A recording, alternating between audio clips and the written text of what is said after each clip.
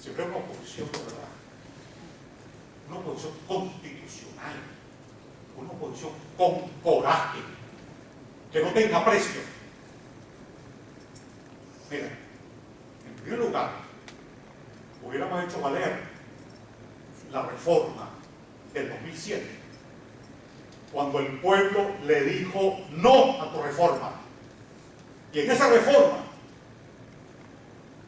él intentó, solicitó que él podía continuar siendo la reelección continua como presidente de la República. Y la gente le dijo que no. Y no fue por una victoria de mierda. Es que ahí se quedó sin totalizar 1.800.000 votos. Sin totalizar. Y hay un grupo de estudiantes, las Fuerzas Armadas, y aquí también en el exterior, porque nosotros a las 6 de la tarde, yo llego al Nacional con 50 personas. Y a las 6 de la tarde veo que en el Nacional eran 150 personas de la oposición, que siempre van a ir a caer en una elección, con una cara de tristeza. Y en ese momento me encuentro en el rey, porque la gente está triste. Bueno, porque yo es porque dice que perdimos. Que perdimos, ¿cómo es eso, chicos?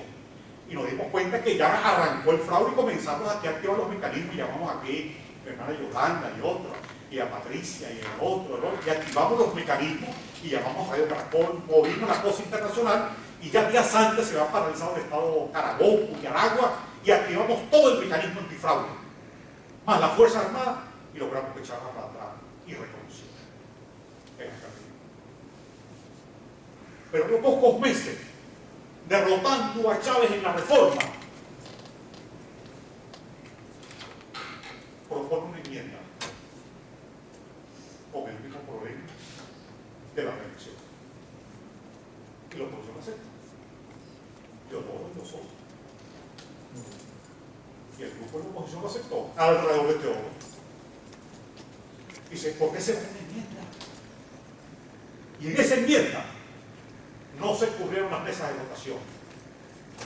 Nosotros habíamos logrado penetrar la sala situacional de Miraflores y a la 1 de la tarde estábamos ganando, pero no era testigo en las mesas de los partidos políticos. Entonces, tanto la reforma como la enmienda que modificaron el artículo 230, que establece que el periodo presidencial es de 6 años con un año de reelección.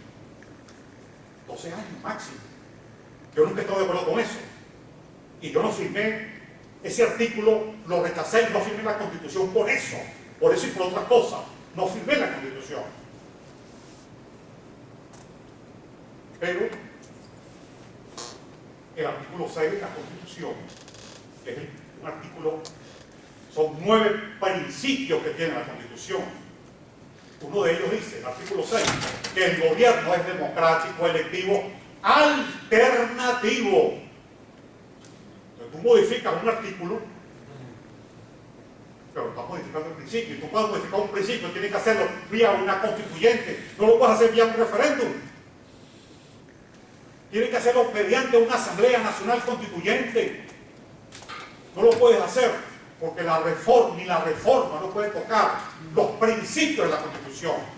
Puede modificar artículos, pero puede modificar los principios, y este es un principio. El principio de la alternabilidad. Y así que,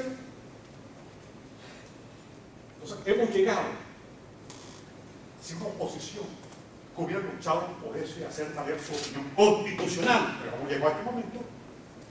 Porque ya Chávez no puede ser candidato, ya había cumplido su periodo, ya había terminado el periodo de los 12 años de Chávez, y se crea esta situación. Que si la discusión, que si era el presidente de la Asamblea Nacional, pues Nicolás Maduro. Claro que eso tiene connotación política. No nos metemos nosotros a tomar partido por uno de los dos. Ese es nuestro papel, no es nuestro rol. A fijar una posición. Evidentemente que Nicolás Maduro es un procónsul y Y cuando Chávez va el sábado de la noche a Caracas, ¿por qué? Por recibir a Maduro con una chaqueta militar. Diosdado, perdón. Diosdado, perdón, gracias. Con una chaqueta militar. Y al día siguiente, en su rueda de prensa también. Esta noche. Están haciendo un mensaje muy claro. Es un lenguaje comunicacional. Y como dijo bien Colina, la promoción Mariano Montilla, ahorita tiene mayoría. No es que tenga la mayoría de las Fuerzas Armadas. Estoy convencido que la mayoría de las Fuerzas Armadas son institucionales y quieren el cambio.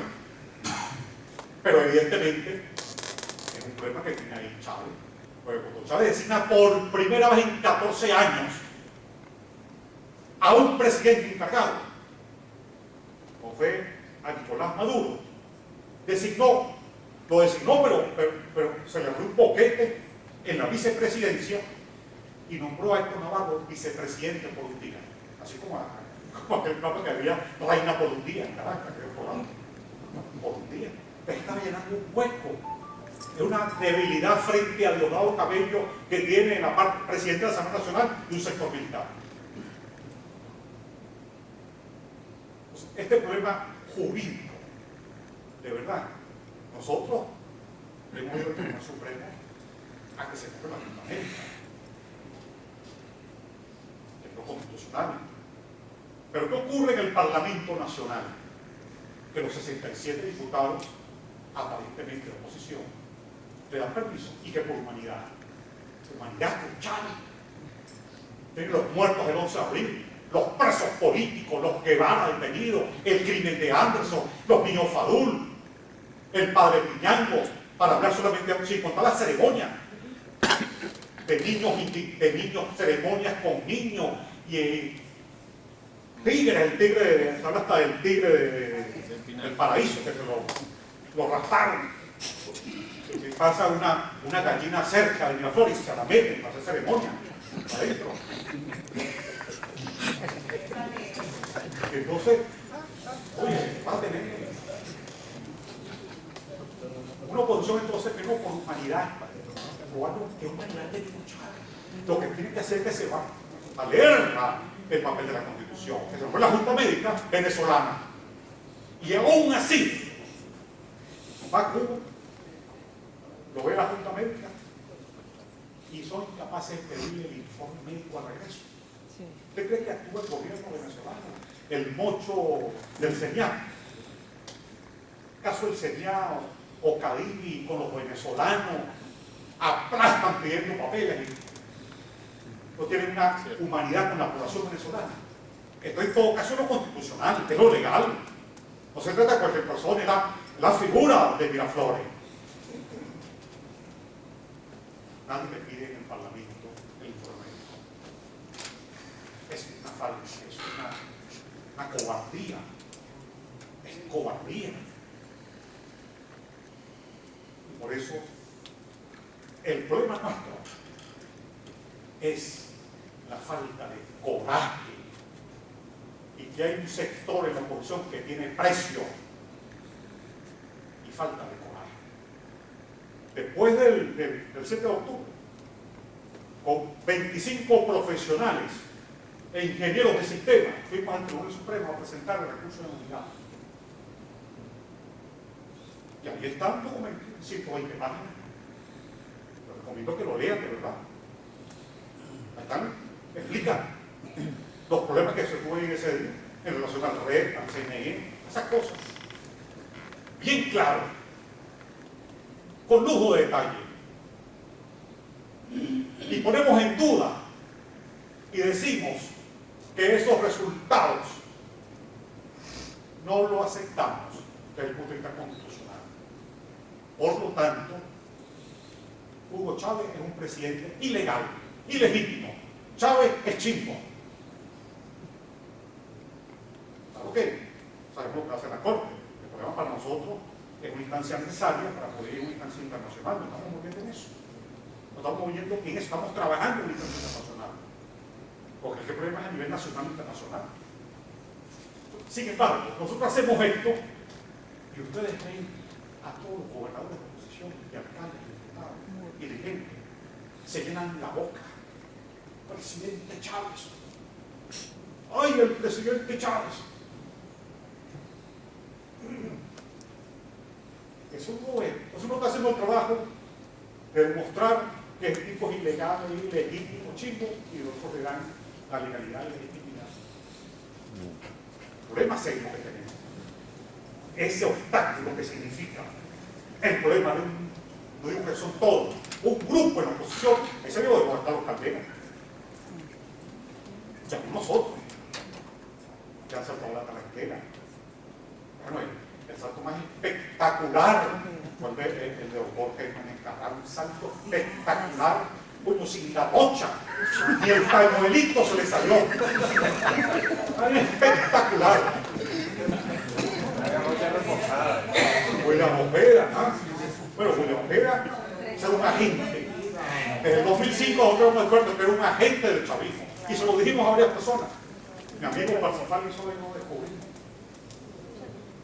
Se lo dijimos. Está diputado alcalde. Ese es nuestro problema. Por lo tanto, viendo todas las condiciones realmente políticas, sociales, de un pueblo en la calle, hay que ver la cantidad de conflictos de trabajadores que hay en Venezuela, los trabajadores de Guayana, los petroleros, en la administración pública. Eso es todos los días, conflictos por el agua, por la luz. Necesitamos,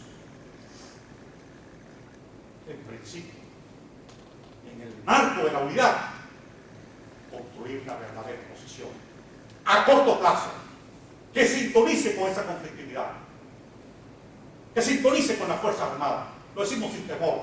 Aquí estoy en juego, aquí hay una crisis de poder que lo que ha hecho es prolongarse. Se prolongó el 11 de abril de 2002, el 2004, que también ganamos, se prolongó el 2006, lo que ha hecho es una crisis histórica de poder. Eso está ahí sin resolver. Vamos a resolver esa crisis. Desde Venezuela, y ustedes acá, hay muchas formas de participar en esto y resolver esta crisis de poder. No es solamente la calle, son problemas internos del chavismo, la situación económica, el dólar teórico, que es dividir en la liquidez entre las reservas internacionales, el dólar teórico 25, la paridad. Estaremos en 25. Pero no se consigue. Pero el año que viene, eso va a ser, no sé cuánto va a llegar. Y los trabajadores están luchando porque hay una contracción de las discusiones contractuales. La orden que dio Chávez fue discutir nada más 3 contratos. El mundo se le va a venir encima, como dijo el año 2013. Y necesitamos tener una fuerza en la calle, una fuerza democrática, una fuerza política, social, sociopolítica, sin temor de tener apoyo en las Fuerzas Armadas, no solamente de las Fuerzas Armadas, los diferentes sectores, económico, social, religioso, para organizar la salida. Tenemos que hacerlo. Nadie lo hace por nosotros. Porque el plan que ellos tienen es un plan al margen de esto, que era el motivo. No lo voy a hacer más largo la palabra. Pero el motivo inicial de esta conversación era el Estado comunal. Para ir al socialismo, que es el socialismo autoritario, stalinista. Y por ningún lado. Ustedes leen el preámbulo de la Constitución que la hizo el poeta Gustavo Pereira.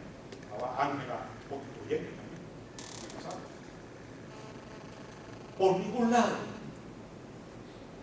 En el preámbulo, una cosa muy bella, además, el preámbulo de la Constitución, que es como las líneas cardinales de la Constitución.